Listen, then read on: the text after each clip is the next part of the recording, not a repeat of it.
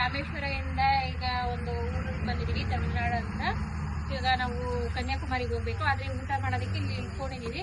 ಇಲ್ಲಿ ಪರಶುರಾಮ ಟೆಂಪಲ್ ಇದೆ, ಇಲ್ಲೆಲ್ಲ ಅಡುಗೆ ಮಾಡ್ತಾ ಇದ್ದಾರೆ, ಅದಕ್ಕೋಸ್ಕರ ಇಲ್ಲಿ ಸ್ಟೇ ಆಗಿದ್ದೀವಿ.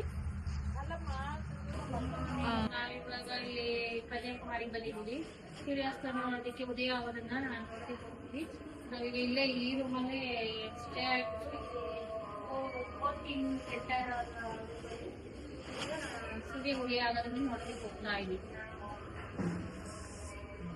ಕನ್ಯಾಕುಮಾರಿ ದೇವಸ್ಥಾನಕ್ಕೆ ಬಂದಿದ್ದೀವಿ. ಇದು ಗಣೇಶ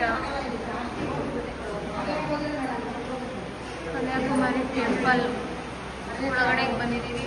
ವಿಡಿಯೋ ಮಾಡೋಂಗಿಲ್ಲ, ಹಾಗಾಗಿ ಆಚೆನೆ ಮಾಡಿದ್ದೀವಿ.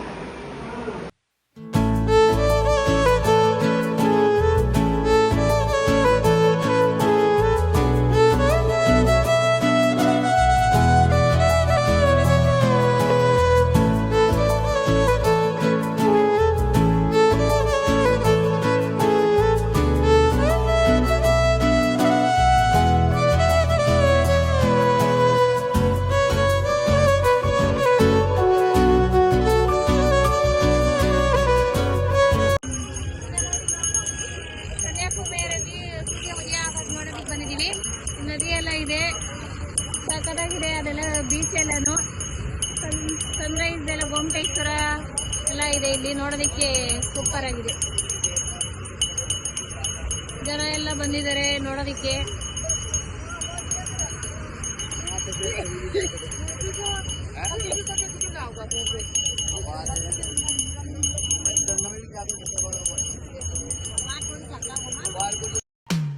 ನದಿಯೇ ಓ ನದಿಯೇ ಕಡಲಾಗ ನಾನ್ ಏನುವೆ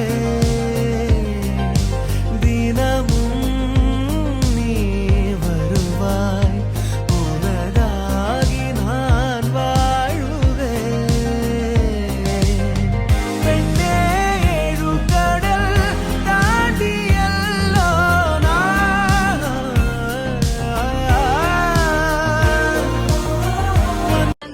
ಹೋಗ್ತಾ ಇದೀವಿ. ಒಳಗಡೆಗೆ ಅಲ್ಲಿ ಹೋಗ್ತಾ ಇದೀವಿ. ಎಲ್ರು ತೋರಿಸಿ, ಎಲ್ರು ಹಾಯ್ ಮಾಡಿ ಅಂತ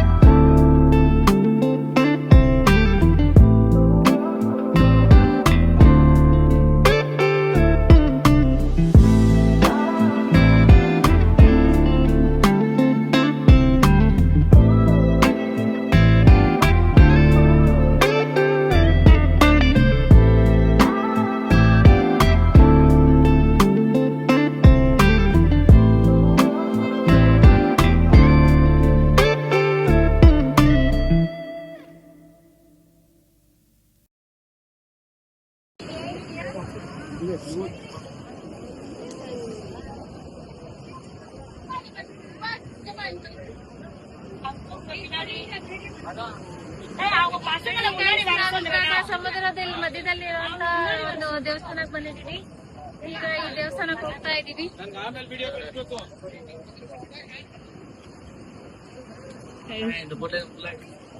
ಯಾವ ಟೆಂಪಲ್? ವಿವೇಕಾನಂದ ಸ್ಟ್ಯಾಚು. ವಿವೇಕಾನಂದ ಸ್ಟ್ಯಾಚುಗೆ ಬಂದಿದ್ದೀವಿ. ಕುಮಾರಿ ಪಾದ